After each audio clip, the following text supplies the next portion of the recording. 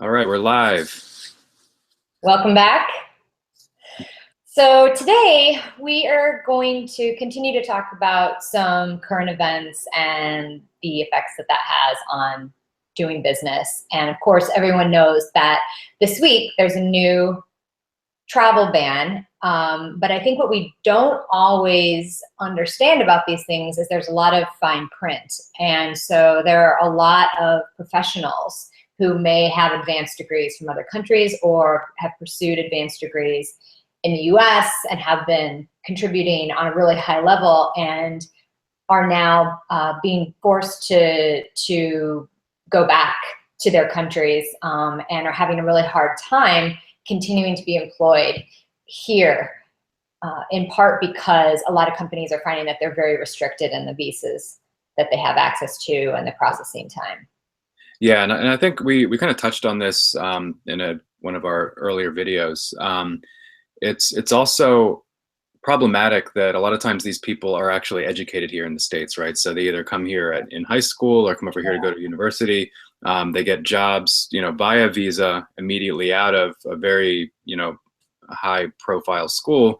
And, now we're talking about sending them back to wherever, whether that's China or India, wherever they're from. And, along with them, it's not just the person that's going back, it's all the knowledge that they've retained and the expertise. They're now taking that back home Yeah. and helping somebody else's economy, right? So, while we can talk about our new kind of nationalist direction and all of that, we're bleeding knowledge through policies like this.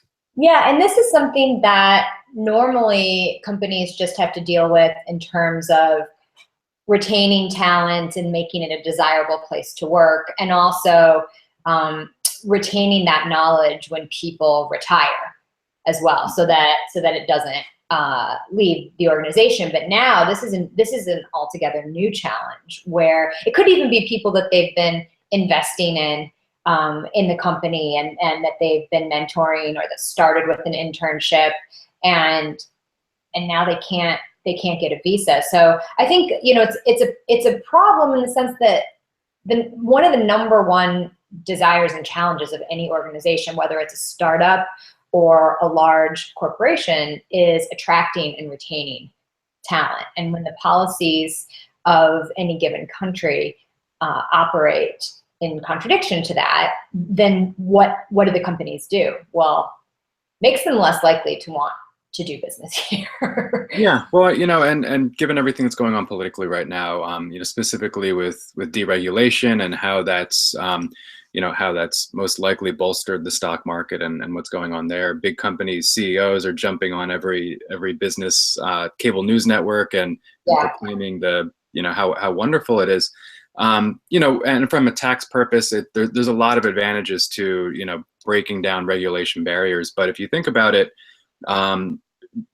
eliminating a lot of these visa policies is a form of regulation. It's basically telling these companies that you can't hire people outside of the US. And I don't understand, as a CEO of a Fortune 100 or Fortune 10 company, how you see that as being a good policy to make your company perform the way that you think it needs to perform. Well, I just don't see it as being sustainable. It's hard to believe that even just Silicon Valley alone won't start to really feel the effects of this in the short term and start to put some, there's enough money and power there that I have to believe that some pressure is going to be put on to change this, because it's just so contradictory to our desire to stay competitive. It makes no sense. And to your earlier point, especially if we've already invested in these individuals, we've already had them be a part of our universities and, it could be incubator programs, accelerators, and then to send them away, it just makes no sense. Yeah, and it's really, if you look at it another way, we're really funding another country's economy in a way. Yeah. Mm-hmm. So the United States is an incubator for new economies, which, might be a great model, and it might be something that we want to look at doing, but we should be doing that deliberately and proactively versus as a byproduct of a reactionary policy. Yeah. So we want to hear how, if at all, this these new policies have started to reshape the organizations that you work with, and if you're taking any measures to work around it or to counteract it, we just want to hear your feedback. So let us know in the comments, and also if there's anything that you think we should be discussing, let us know that too. Yeah, see you next week. See you next week.